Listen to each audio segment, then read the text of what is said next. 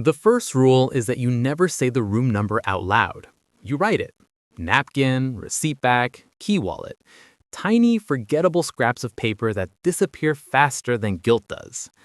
You work nights at the Ashburn Grand, which sounds grander than it looks. Marble lobby, fake orchids, brass luggage carts, a pianist on weekends, and enough soft lighting to make rich men look trustworthy and tired women look expensive. 5 stars online, 3 stars in reality. But it does not matter. People do not come here for honesty. They come here because the staff know how to smile while pretending not to notice things.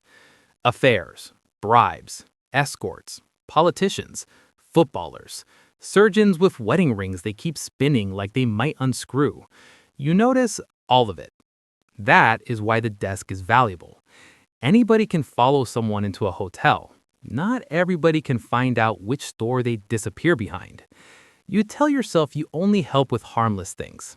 Jealous wives, debt collectors, private investigators, a friend who isn't answering his phone. That is how they always phrase it. Nobody ever walks up and says, "Hello, I'm a criminal. Could you betray a guest for cash?" They say, "I'm worried." They say, "I just need to know if she's here."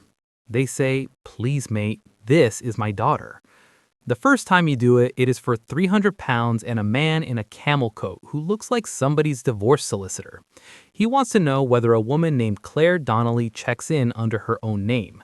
You tell him she is in 614 and spend the rest of the night waiting for screaming that never comes. The next morning, Claire leaves in sunglasses with no visible injuries and a rolling suitcase worth more than your car. So, that is that. You survive it. That is how corruption gets in. Not by breaking the door down, by knocking once and being disappointing. After that, people find you. Not directly at first, through valets, through doormen, through a florist who always knows too much. There's a whole economy around rich people wanting privacy and other people wanting to ruin it. You become part of the plumbing. Room numbers, wake-up calls, whether someone orders champagne for 2 or whiskey alone, whether they ask for extra towels, late checkout, or the side exit nearest the underground car park. Little pieces, harmless pieces, until they aren't. You do not do violence, you do geography. That line works beautifully on yourself for 7 months. Then Elena starts. She transfers from day shift in Kensington after some manager there gets caught skimming event deposits. Elena is sharp, polished, and allergic to nonsense. Mid-30s, hair always pinned properly, never flirts for tips, never confuses charm with submission. On her second night, she catches a hedge fund idiot trying to photograph a celebrity guest in the bar reflection and says with perfect calm, "Sir, if you point that phone again, you'll be taking the picture outside." He actually apologizes. You hate how much you like her immediately. Not because she's warm, she's not. Because she's exact. She treats guest privacy like it is the only sacred thing left in hospitality. Names face down. Notes deleted. No room confirmations over the phone. No exceptions for important people. Especially not for important people.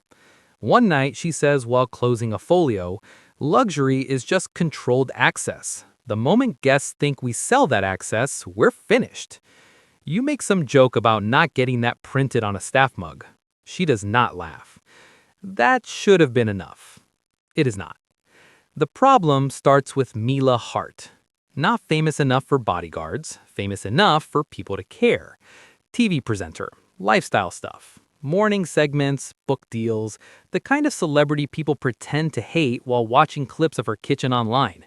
She checks in under an alias, but everybody at the desk knows who she is within 12 minutes because hotels are just gossip in waistcoats. At 11:43 p.m., a man in a navy overcoat approaches your desk and asks whether his wife is staying here. He has flowers. That is always worse than anger. Angry men are simple. You can spot them. Flowers mean performance. Flowers mean the person has rehearsed tenderness. He gives the name Mila Fart without blinking. You say you cannot confirm guest details. He nods like he respects procedure. Then he slides a folded note across the marble. Inside is 2,000 pounds. He says, I only need to know if she's safe.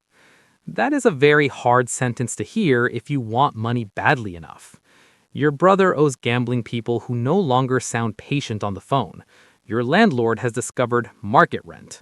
Your mother has started pretending she doesn't need the stair lift fixed because she can manage carefully, which is parent language for, I know you can't afford it.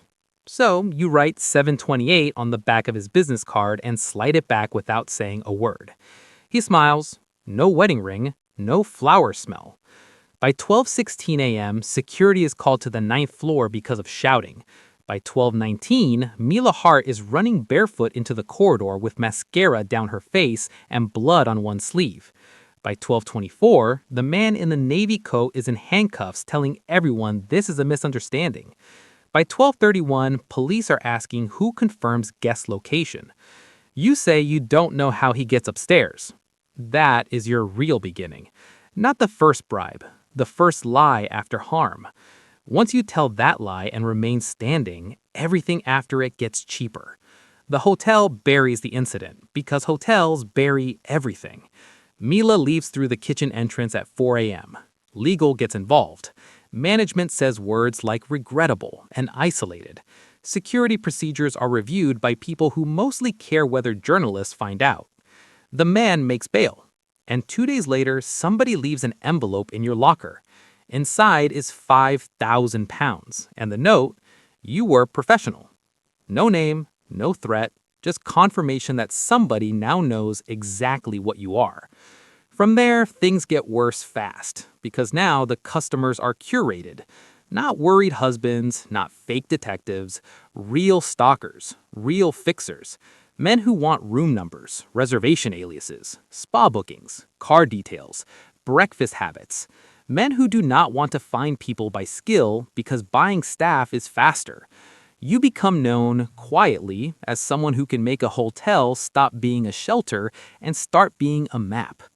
You tell yourself it's temporary. You always tell yourself that right before something becomes your personality. Then Elena catches something. Not you directly, a pattern. Guests requesting room moves after unexpected encounters. A footballer's sister complaining that someone sends drinks to her suite without knowing the new booking name. An MP's son getting confronted in the gym by a man who should not know he's there at all. Small things. Scary things. Enough for Elena to start keeping notes in a little black notebook she carries for handover issues. She doesn't make accusations, she gets quieter. Then one night at 2:07 a.m., she asks, do you ever get the feeling someone here is selling the building one corridor at a time? You feel your skin go cold. You shrug, ask if she's been watching too many thrillers. She says, no, I work nights. That's worse. That line should scare you more than it does. What actually scares you is the next request. A young woman named Sophie Vale checks in under a police-advised alias after reporting her ex for coercive control. You know none of that officially, but front desk always hears enough. No visitors, no room calls, no transfers. Notes flagged in red. Vulnerable guest. At 1:18 a.m., a man asks whether Emma Cole is staying here. Wrong name, right eyes. You know immediately. Same type as the others. Too calm, too prepared. He doesn't ask like a man who is unsure. He asks like a man checking whether the trap still works. He offers 3,000 pounds. And here's the part that is different from all your other bad choices. You almost say no. Actually almost. Because Sophie isn't a celebrity or an affair or a debt matter or a rich person problem. Sophie looks like the kind of woman that thanks housekeeping for extra towels. The kind that flinches when the lift opens too fast. The kind that came here because she thinks anonymous buildings can still protect her. You almost say no. Then your phone buzzes. A photo. Your mother outside her building. Taken tonight. And below it, don't get principled on me now. That is the first real threat. Direct enough to be understood, soft enough to be deniable. You feel something give way inside you then. Not morality, that already bends. Something more embarrassing. Self-respect. So you don't write the room number. You write the wrong one. 417. He thanks you and goes to the lifts. You call security immediately and say a suspicious non-guest is heading upstairs. That's your plan. Delay him, spook him, get him thrown out, survive. It's not a good plan, because the man never goes to 4. He walks to the lift bank, presses 9, and looks back at you while the doors close. He already knows. The money was never for information. It was for confirmation. You have that moment then, the one films like to dramatize with music. The awful clarity. The understanding that your corruption doesn't just leak danger. It teaches dangerous people when they're right. By the time you get to 928 with security, the corridor door is already swinging. Mila is alive. That becomes important later. Alive, bruised, screaming, lamp smashed, bedside table overturned, phone shattered, bathroom lock kicked in. The man has gone through the service stairs because men like that do not improvise, they rehearse. Elena's already there. Of course she is. She's kneeling in the doorway with a towel around Sophie's shoulders, talking in that flat, controlled tone people use when panic has to be outsourced. She looks up at you once, just once, and in that one look, she understands enough. Not everything. Enough. Police come. Statements. CCTV pulls. Management in suits. Paramedics. Sophie keeps saying, "I thought this place was safe," which is one of those sentences you never really get all the way out of your bones.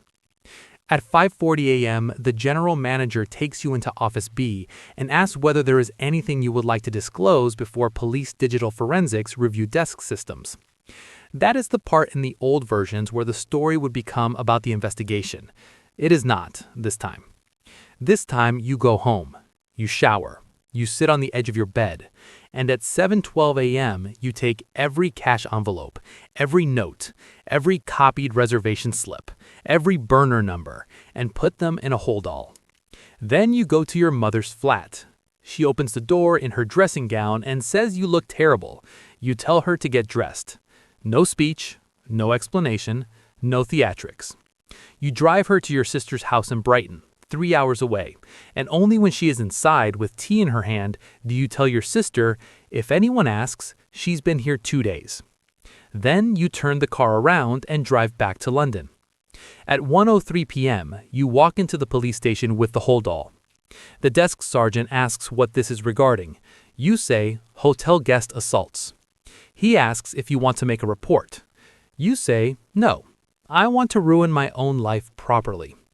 That gets his attention. By 8 p.m., Elena's sitting across from you in an interview room because she insists on giving her statement in person after hearing you are there. She looks tired, angry, cleaner than you. She says, was any of it accidental? You tell her no. She nods once, like she expects that answer. Then she says, good, I'd rather hate the real thing. That line stays with you longer than the caution. The case becomes public in a way the hotel cannot bury, not because of you, because Sophie goes to the press first. She names the failure without naming you. Someone inside gave him access. That sentence detonates beautifully. Other women come forward. Other incidents suddenly resemble each other. The hotel denies, then revises, then cooperates. Management suspends 4 people before they know which one actually matters. 2 of your regular buyers leave the country. 1 does not make it to Dover. 3 months later, the Ashbourne Grand still stands. It always will. Buildings survive things better than reputations do. Your mother stops speaking to you for a while, then starts again in cautious fragments. Your brother swears he did not know how bad the people around the debt really are, which may even be true. Sophie files a civil claim. Elena leaves hospitality entirely and starts working in witness support, which somehow feels exactly right. And you? You get sentenced on a Thursday. Not for assault, not for stalking, not for the bruises or the screaming or the blood on Sophie's sleeve, for data misuse, bribery, conspiracy, breach of privacy law. That is the joke at the center of the whole thing. You help turn a hotel into a hunting ground, and in the end, the law mostly charges you with paperwork. The judge says you systematically monetized vulnerability. You want to object to the wording because systematized sounds efficient, and most of what you do is grubby and stupid and reactive. But he's right. As they lead you down, you think of all the times people walk up to a front desk, relieved just to be indoors, and all the ways a building can still fail to be shelter, even with a roof, a lock, and the smiling man behind the counter.